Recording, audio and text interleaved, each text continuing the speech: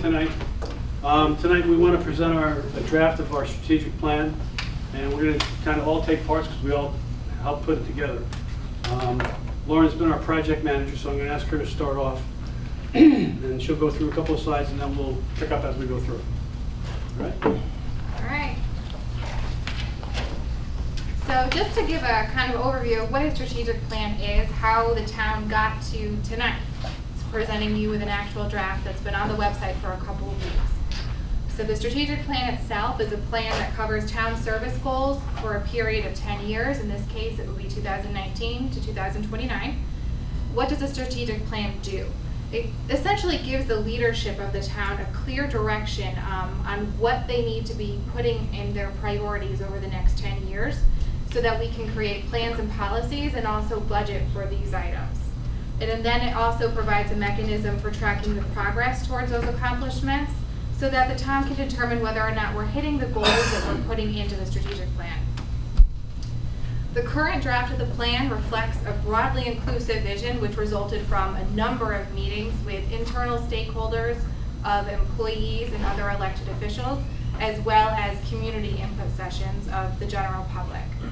In order to move the current draft of the plan forward, we're holding tonight's session so that we can hear public comment. We also have, again, the draft of the plan on the website for people to send us comment via email. And then the Board of Selectmen will take all of this public input on the current draft, and they will revise it as needed and then present what they will consider their final document for approval. So the draft of the plan starts with draft vision and mission statements, and Tom, I think, is going to share to you how we got to these two statements. So we got a lot of input from people about what they thought the vision statement should be. As you can see, it says Madison's a growing, vibrant, diverse, multi-generational, and caring community of well-informed and engaged residents. That's actually the input that we got from the people who came to the sessions.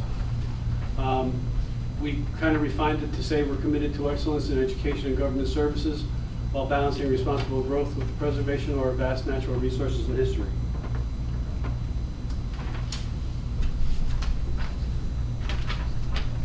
Val, you going to handle the draft mission statement? Yeah, I get to speak about the mission statement. Mission statements are often a potpourri of desirable goals and targets. Keep in mind that the mission statement comes out of the public conversations we had as part of this process. And it's interesting to note that what the public thinks the most important mission of town government is to improve the quality of life. And that may run counter to the traditional way of thinking about town government, which has often been to offer a minimal level of services at an absolutely minimal cost. And yet here the public is saying to us something that's really quite different to elected leaders, and that is what people are looking for is for town government to enhance the quality of life. And that suggests different directions than historically this town government has thought it was supposed to pursue. So to me, this, you okay, Paul? This mission statement does represent somewhat of a departure from traditional Madison thinking. And as such, it's to me, one of the most dramatic things that are in this plan is a reorientation towards what government is supposed to be delivering, and that is an enhanced quality of life. I think all the other words that are in there are certainly understood and easily understood, and this mission statement is written in order of priority. So the most important things are at the top, and the also important but not quite as important things are further down. So this is the starting point in many ways for that which follows. So following the draft vision statement and mission statement, the next thing was to come up with what the, before we went any farther, to come up with what the community values are. And to try to express these, as you can see, try to express these in simple words. So the core values express the principles of the organization that drive the priorities and goals, and provide staff with guidance on how services are to be provided. So that basically is the core. The values that we collectively came up with, and there were a number of them that we looked at, but things that we felt were most important were innovation, integrity, respect, responsibility, and service. So during the meetings that we had held with the internal stakeholders after we got public input, we decided that there seemed to be what we call pillars of important topics for the town to undertake in the strategic plan. So we broke everything down underneath one of 5 pillars, the first being community. And the goal of community is to promote the cultural vibrancy and life in the community. The second pillar was economic development, assuring continued prosperity of existing businesses in town while also growing in a way that balances the role of historic assets in the community with new residential and commercial development. The third pillar is natural resources, to promote environmentally responsible policies and programs to preserve the natural beauty of the community. The fourth pillar we came up with was education, remaining a local leader in high quality education, serving pre-kindergarten children, youth, adults, and seniors. And then the last pillar that we had was government, maintaining responsible service delivery, fiscal responsibility, developing partnerships, and addressing the needs for change through innovation. So in order to get us to the next step in the plan, we took those 5 pillars and we created goals, strategies, and implementations underneath each of those pillars. So the goals underneath each pillar are broad, they're high-level ideas that define what we heard from the public and from the internal stakeholders as being the issue. Underneath those goals, we've created strategies for how we're going to accomplish them, and then also some implementation action plans, what we would do to get us to the strategies to implement the goals over the 10-year period. So going forward, the presentation has a slide for each of those 5 pillars that'll go a little more in depth into what we all talked about at the other meetings. So what we did was, excuse me, since there were 5 pillars and we had 5 selectmen, we each took a pillar. And so we'll each talk about them here tonight, except for Bruce if he doesn't get it in time. My pillar was economic development, and who was, am I going? Yeah, you're out of order. Am I on the right page? First one's community. Yep. It's you. Oh, it's me. Oh, I'm sorry. Well, I gave you the explanation, now you can take it. So the first step was to set priorities. And again, looking at a number of ideas that came out of it, the 2 priorities that we came up with were to make Madison attractive and accessible, to multi-generational residents, to be all-inclusive. That was very clear. And to ensure the health and well-being of all residents. So from there, the desired outcomes, quite a number of them. When you're talking about the priorities. So providing a wide variety of housing choices, maintaining the attractiveness of all the natural resources that the town has to offer, maintain a diverse array of recreational opportunities, enhancement of safety services throughout the town, increasing and promoting opportunities for civic engagement, maintaining a stable tax rate. And these are not necessarily in the order of importance, they're just provide services and programs focused on supporting at-risk populations, establish public health as a foundation, creation of services and programs that enable seniors to age in place, design programs to accommodate seniors and individuals with disabilities, rehabilitate existing and build new town facilities that are ADA compliant, senior friendly, and accessible. And also a big one was increased transportation options for both youth and seniors. Okay, the next part is economic development, and that was the one that I chose. And of course, we talk about developing and maintaining our infrastructure. If we're going to grow our grand list, if we're going to grow our economic development, we're going to need to support commercial and residential needs.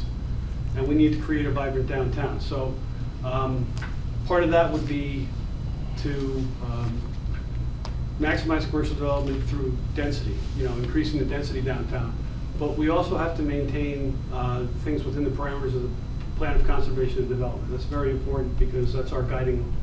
The plan of conservation and development and the strategic plan will work together. And so some of the desired outcomes that we came up with were investigating a wastewater solution for downtown center. And to do that, either the town could pick that up and try to do it itself, or we could work with the merchants and the property owners to develop and create a downtown authority. And if we did that, if we were able to do that downtown, we could probably do that in a couple other places in town too, because we do have a wastewater problem in Madison. We don't have sewers, and if we're going to have any kind of density, it generally requires some kind of an engineered system or something like that. And so if we could have a few places in town where that actually happens, and we do now. I mean, we have the Hearth, we have the Muse, we have Stop and Shop, we have the high school. Those all have their de-engineered septic systems. But if we could have a few more of those, we could actually increase the density in other places. We want to increase commercial and mixed-use density as appropriate, not as appropriated. We want the Economic Development Commission to maintain an inventory of all commercial and development opportunities in town, which we are currently doing. And again, EDC to reach out to developers and commercial enterprises, that would be desirable. And again, we're doing that already. So a lot of the things that are in this plan are things that we are beginning to do. Next, I think, is I'm education. So as a reminder too, just we're midway through the process, this input came from you, the public. So keep in mind, we're sort of facilitating and bringing it all together. We did have a consultant to help pull some of it together, but all of this did come from community input. So in terms of education, our goal is, or our priorities are to provide 21st century education for youth and adults, 21st century education, educational facilities, and clearly that's a big hot topic in the town right now, given our large facilities plan. Provide additional services for the well-being of our youth, and desired outcomes that we see that were important, or you see that were important. Should I be speaking into the camera? Oh, go ahead. All right. We're partnering with the schools to expand environmental education for our youth, and actually a couple of the latest Board of Ed meetings that I've sat in on, I've noticed a whole host of things happening in that space, which is exciting. Support and promote the Madison Board of Education strategic plan. Promote continuing education and lifelong learning for all age groups. Align the CIP, which is the Capital Improvement Program, with the Board of Ed facilities needs. And then one that's not on the list there that is in the plan is coordinate programs by and with Madison Youth and Family Services, which clearly have a huge impact, and we've seen the impact in terms of what it can do for our youth in town. So that's education. Good evening, everyone. With regards to natural resources, we, with input from community and other elected officials and town officials, we identified as a priority developing and implementing a resiliency program. Being on the coast, we think that that's a priority. We're already taking steps in that direction. Enhance our parks and recreational assets and open spaces. We see the natural assets that we've got in town as one of the key value drivers, and we certainly want to develop a program to promote them. Increase awareness and use of recreation assets, and this is a constant discussion within Beach and Rec. How do we make residents aware of all of the programs that are available? How do we market them to the town? I mean, to the town, to the taxpayers and residents. Some of the outcomes that we're hoping to get with our initiatives is to reconstitute the Flood and Erosion Control Board. So this is a board that we have established by charter, but has fallen to inactivity, and we want to reconstitute that board. We have already begun steps of creating a coastal resiliency committee, and we will be soon interviewing candidates to populate that committee. We, in going through this process, realized that we did not have a master inventory, if you will, of all of the resources in town, either by number or square feet or by use. And we really felt this when we began the conversation around Academy Street School, right? And recognized how important it was to truly understand all of the assets that are available and to catalog them. We have a 5-year capital improvement plan, but with regards to our natural resources, our parks and beaches, we recognize that a 5-year plan isn't far enough out over the horizon. And we believe that it really should be a 20-year plan. And a good example of that is at some point in the future, we're going to be looking at the Surf Club as a candidate for renovation. In with the notion of coastal resiliency, we can't look at a renovation in the short term. We need to be looking out over the horizon at what we expect the coastline to look like in the coming decades. Land acquisition and the funds set aside for land acquisition. I don't think anybody in town wants to see the town of Madison be the largest landowner in town, but there are going to be moments when land acquisition makes strategic sense for us. I would say that the Lesage property over behind the Green Hill campus is a good example of that. We didn't really have a reserve account set up for it, but we found funding to do it. That's a purchase we made for the next generation, not for today, in anticipation of what the Green Hill academic campus might look like. Again, creating a marketing plan to increase awareness of our recreational assets. I think this serves not only the current residents of the town, but could serve to entice not people who are shopping for a home on the shoreline to choose Madison over a neighboring town.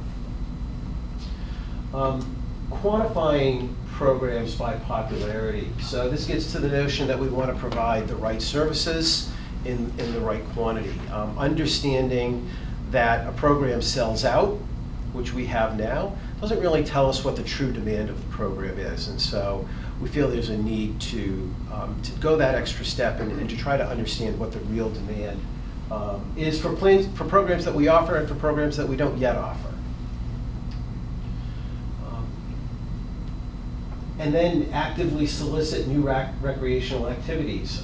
So again, marketing the resources that we've got in town and finding new and different resources for them. I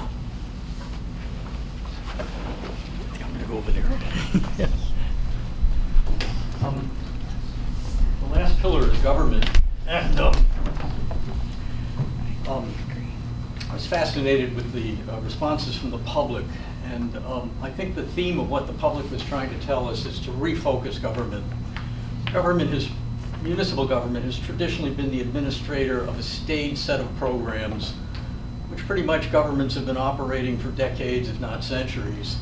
And what I've heard the public say is that we want to refocus municipal government into a vehicle which carries out the current wishes of the townspeople in terms of what they want, programming, what they want for their future. And the government needs to shake off the shackles of traditional narrow views of its role and think about new ways to do things that the public seems to want to have get done. And so the priorities listed, the first bullet point indicates that the things that government is now doing, it needs to continue to do, but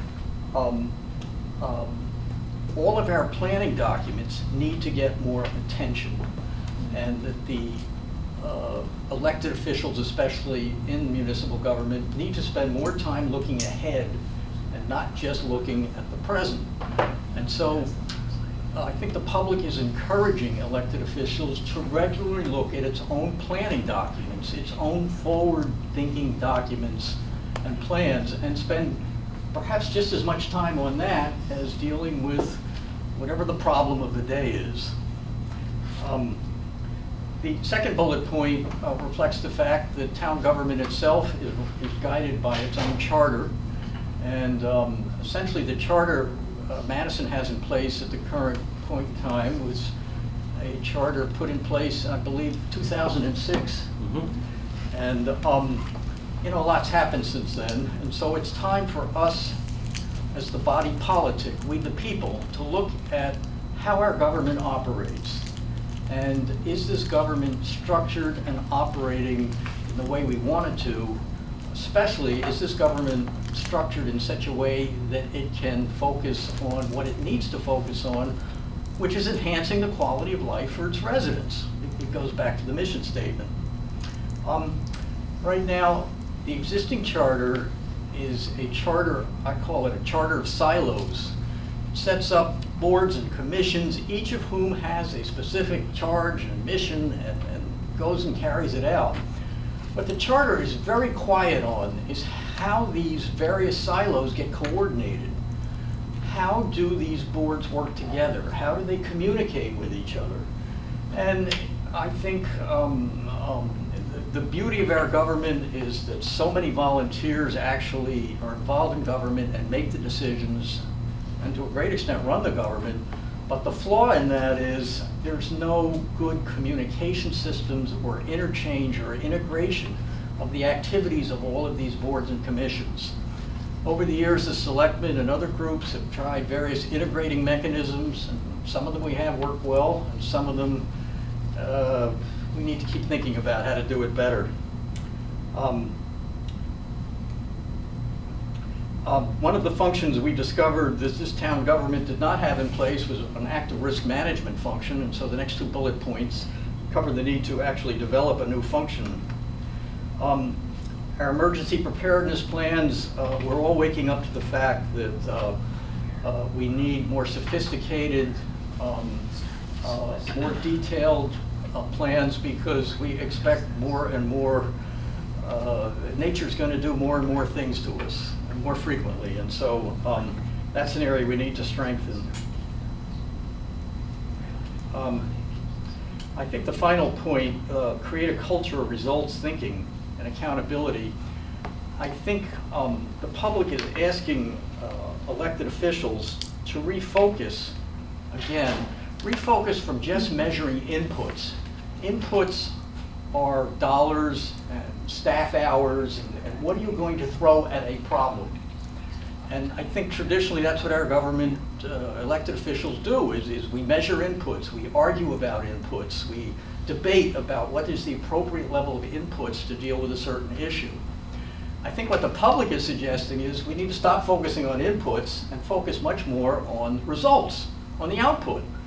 Did this program achieve what the public wanted it to achieve? Don't tell us how many dollars went into it, how many staff hours went into it. Did the program succeed? And it sounds simple, but I don't think elected officials, I don't think we do enough of that. I think we get all caught up in the inputs and forget to ask about whether we actually accomplished what we wanted to. So to sum up, I think the public is telling municipal government to refocus from some traditional ways of doing things and come to understand that the public wants to see results, and government probably needs to restructure its thinking and its charter in order to get to a better place. So at this time, we'll open the floor up to questions. If there's anybody in the public that has questions to ask of the selectmen about the current plan, everything you've heard tonight, I know is a lot of information. On the vision statement, what is the sort of time frame on that? Is that in 10 years or along the way? What is it? If you will. So when we were trying to craft the vision, we were thinking about something that would withstand a generational time frame. A vision is that that true north that never really changes, and it's well out over the horizon, and is not necessarily an actionable statement, right? There's nothing in that vision statement that's actionable, but it's certainly aspirational. So to circle back again, it's generations is what we're hoping the vision will stand up to.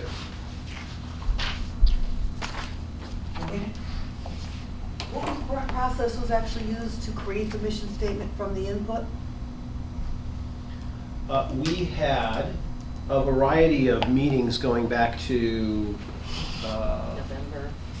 right, where we first invited the other elected boards in, then we invited town staff in, and then we invited the public in, and so we had public sessions. We then, from all of that input, synthesized Right. what you've got here. And again, this is all draft. What we didn't want to do was start with a broader public conversation about a town strategic plan. We felt that a blank sheet of paper would be a tough place to start from as a large group of people and many sources of input. So this is to get the creative juices flowing. If we got it right somewhere, well, that's great, right? And if everybody likes it, then that's great. But if there's opportunities for us to improve this, that's why we're having these conversations. So that's appropriate to count? Absolutely. Tonight? So I was at some of them, not many, but I was at one where we did this major big matrix and input, and I assume all that was somehow coordinated, I don't know what the word, cold to come up with. And it just seems to me, I mean, it's wonderful, scary to me, that mission statement, because that screams money. Screams tax increases. And I heard a lot at that meeting of, and what I think what makes the job so difficult, I heard a lot of broad diversity in opinions, from what I think that represents to people being very concerned about the fiscal responsibility and whether we can afford what other divergent groups felt. And I'm not sure I see that represented in the mission statement.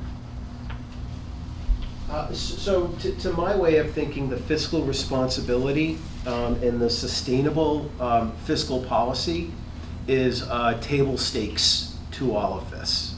So we've got a lot of aspiration and everything here, but none of it is at the expense of bad fiscal policy. So while we may not have spoken directly to the need for that, we've got good structure in town to maintain it, and it comes along for the ride always.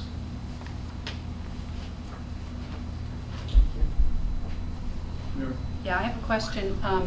We can't solve the problems in the state of Connecticut, but we can avoid the fact that we are within the state of Connecticut, which is enduring its own economic and fiscal and even social issues. So how has that been taken into consideration with respect to this vision? And also another question is, how are the demographic trends, not just here in Madison, but the ones that we see overall in the state, being factored into this vision? Do you want to take the I demographic missed the trends? first part of the question. I couldn't hear what you said. What was the question? So I'll take a stab. I have a lot of opinions about this. I think that part of what we have to do as a town is exist in the context of the state, but exist in the context of the towns around us. And where, if we're really, really honest, and we bring everything back to its most core, we care about home values, quality of life, and after that, it's not much else, right? And then within those two things, we have really important drivers, right? The quality of education in the community that we raise our children in, right? The things that we do that give us pleasure in life, whether it's the outdoors or it's cultural These are the things that are really important for us. I think as a town, our success will in large part be, can we deliver that better than the towns around us? Can we deliver better education? Can we deliver more consistent home prices, both at all levels, right? If there's affordable housing or working class housing, depending on how you want to describe it. There's always going to be room for the luxury house on the ocean, the quiet house in the woods, all of those things. But our success as a town in the long term is really going to be attracting people into the town better than the towns around us.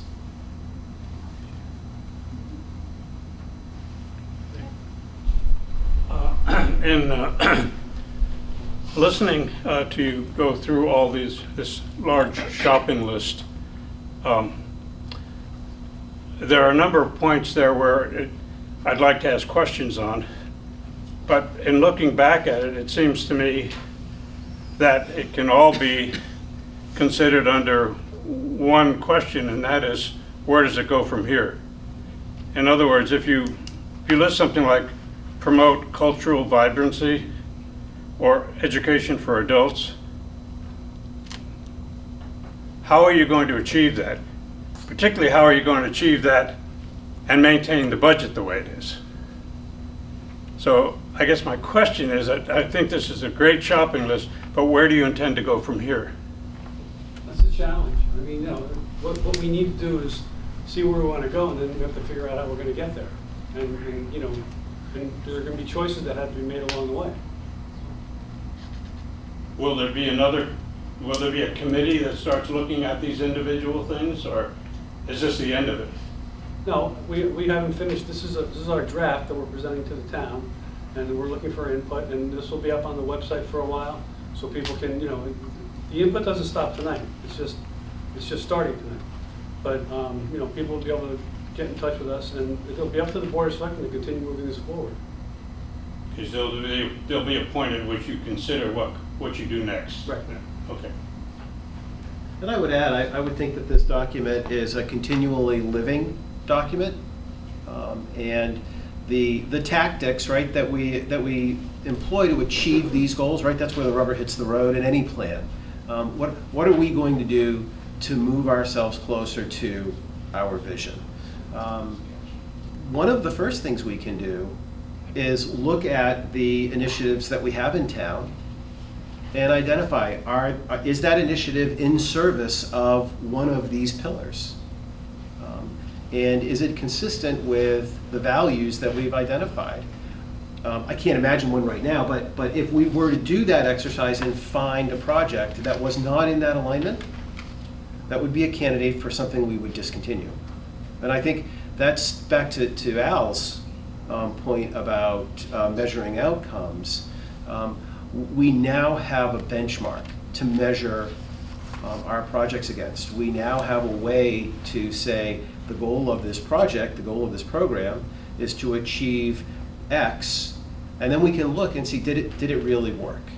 Did we get what we expected? Do we need to adjust? Should we do more of it because it works so well? Some of the desired outcomes that we've identified here, we've already started working on. These, a lot of this came from staff and from the elected officials, but also from people in town. But if you look through some of these things, for instance, we talk about risk management. We have started a risk management program, which we never had before. In fact, Lauren is our risk management professional in the office. And we're developing a lot of programs that go along with that. But by the same token, Dave Anderson's here. He's our town planner and director of economic development. He maintains an inventory of all the commercial space in town and what the opportunities are. He's dealing with the people who are going to convert those opportunities into reality. So, I can go through a few other things that we're already doing. The resilience committee we're starting to set up. So this has given us a direction that we're starting to follow, or else we created the direction because that's where we were going, and it fits into where what we're talking about here. I love to see the library listed as a strategy under Pillar 1. I do think that the question that you raised, sir, around just creating programs and are things that the library can certainly serve that need, and would be able to do so not at a cost to the taxpayers, because it's, the building's there, we've already invested in it as a town, and we are looking forward at the library to finishing up our strategic plan.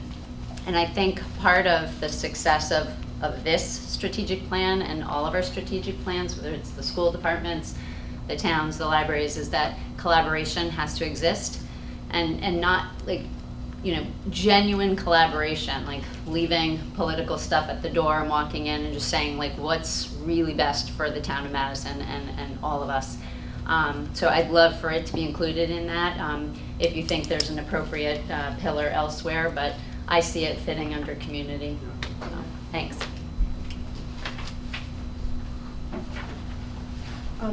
Under economic development, it says commercial enterprises that would be desirable to have located in town, or you talked about desirable. I guess I'm just curious, who's determining what is desirable, and what are you thinking, how would you define, what's an example of desirable economic development? So we have a plan of conservation and development that talks to what level of development we want to see in town. And that should be guiding us when it comes to that. But what will be the determining factor in those things are things like planning and zoning. Our boards and commissions in town that oversee that kind of stuff. Because if somebody comes up with an idea that, for a 10-story skyscraper in Madison, is that going to get through planning and zoning? I don't think so. So it's going to be a matter of the governing bodies in town doing their job and making sure that we maintain the town the way we want, the way the people of the town want to maintain. Pam, I'd like to comment and kind of amplify what Tom said. This is a wonderful example Tom raised of the silos. Planning and zoning, made up of citizens, under our charter really has the authority to make a decision about what is desirable. I don't think there's anything wrong with that, but I think in the future we need to broaden that out so that planning and zoning, those 9 people aren't speaking on behalf of the whole town. And what mechanisms can we build into government to broaden out those kinds of discussions so that the entire community can participate in what is desirable?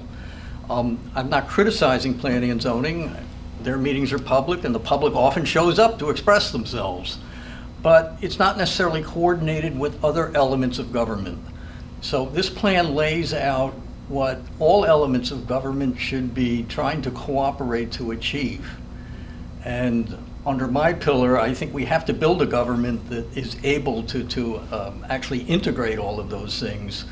I'd argue the current government is, I'm not saying it doesn't work, it's so siphoned off or siloed off that sometimes decisions do get made which don't have wider public communication and input. Can you tell us how many people either showed up for the sessions, or how many people answered the surveys? Like, what percentage of our town actually participated in this? Do you have a sense of?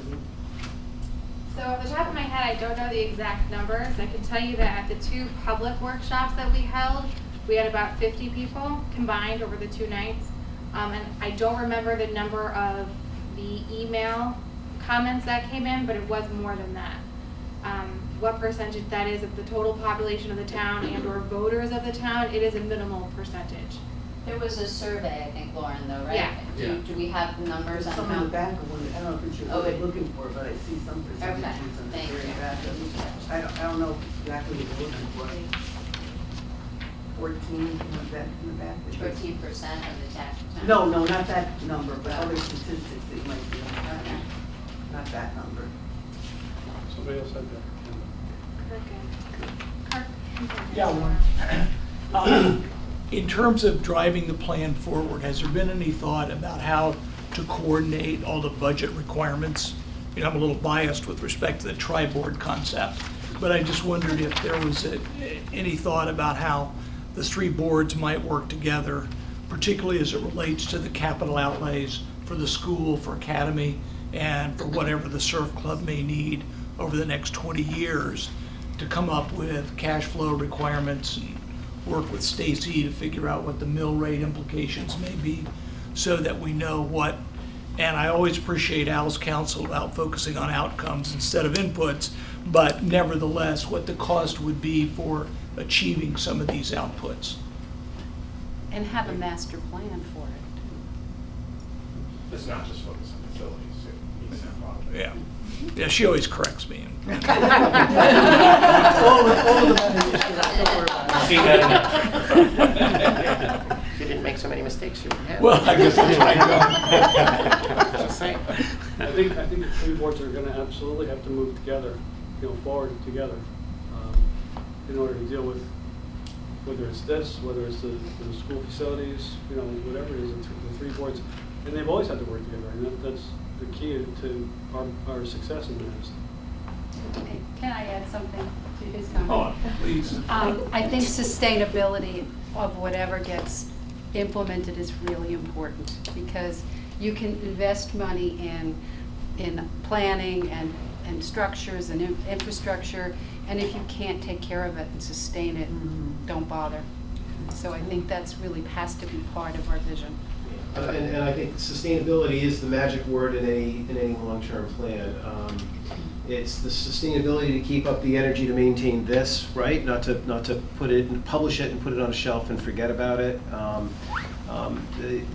The actions that we undertake, we have to be able to maintain. The decisions we make financially, we have to be able to support in the long term. So, yeah, you raise a great point, and it applies on so many levels of this undertaking. I think it requires us, the input that we got was so diverse and so, I think, powerful for us that it was sort of hard to package all into just a couple of pillars. And I think, we as selectmen not only have to digest it, but I think we're going to have to take some bold steps and recognize things that are working and things that are not working, and be willing to turn some things off that aren't working, or willing to extend the olive branch and maybe communicate a bit better in a variety of different ways. So I think we're going to have to look at ourselves in the mirror carefully, and not everything is working. I think Kirk brings up a great example of the tri-board. That works. We're proving that works. When we collaborate together, we're better together. I think you've said that at meetings too, Kevin. CIP. And the CIP is another great example where we're taking our capital improvement plan in a 5-year approach and looking at it collaboratively across 3 boards. So I think looking at things in different ways through different lenses is going to be incredibly important to making this plan an actionable plan.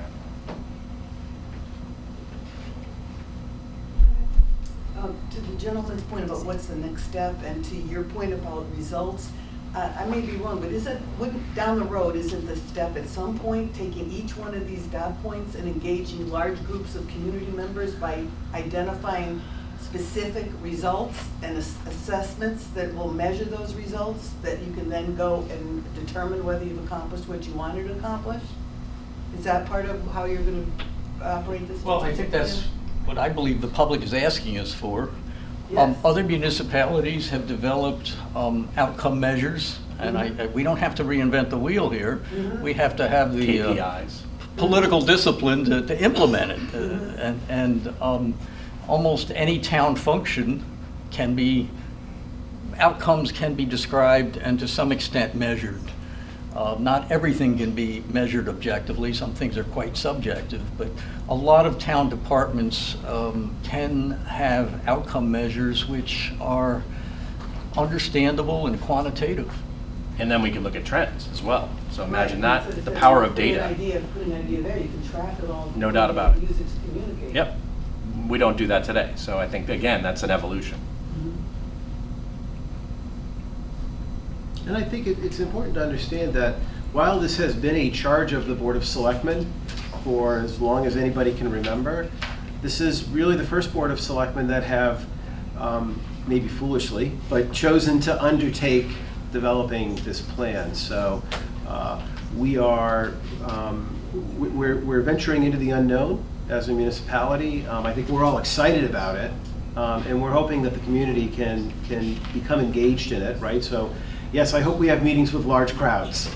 You know, we can only hope for that kind of engagement. Assigning people goals is a way to, rather than have an open meeting, if you can somehow get, coordinate. Break it up. That done in the town, where you just, each goal had 20 people on it, and you immediately had a few hundred people that had to be involved in the process.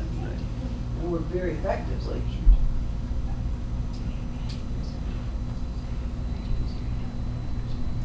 And it was a combination of staff employees, internal and external people, and it's facilitators that do that. Great. Great idea.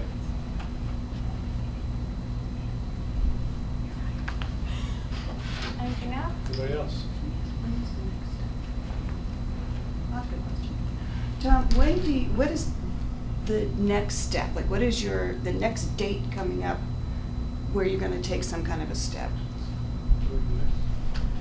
So I will be putting out a press release tomorrow with a copy of the PowerPoint. It'll go to the web and every other social media means that I have to disseminate it to the public.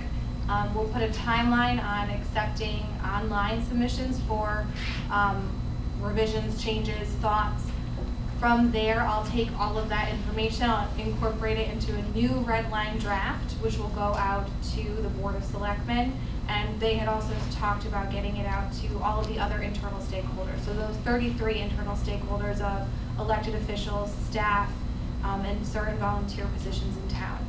So that red line will go on to that next review step. It might get redlined again.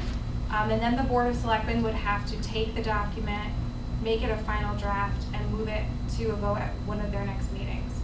So as far as timeline goes, I think we're looking at the fall.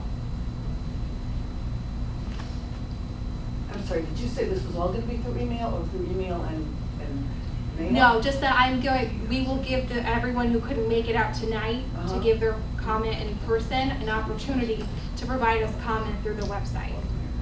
Okay, and again, to make accessibility, I'm thinking there's a whole group of seniors that aren't going to use that as a means to provide. So normally when I put something out for the public, there's also a copy in the first selectman's office, a copy in the town clerk's office, a copy at the library, and a copy at the senior center. So that's, you know, there will be copies throughout town. I'll gladly take even mailed in submissions if people want to come in person and drop off submissions, or mail them to me. And the senior center does help seniors, you know, communicate back and forth with us. They have computers there, but they also have a pretty robust communication system of their own, where they, you know, they reach out to people a lot.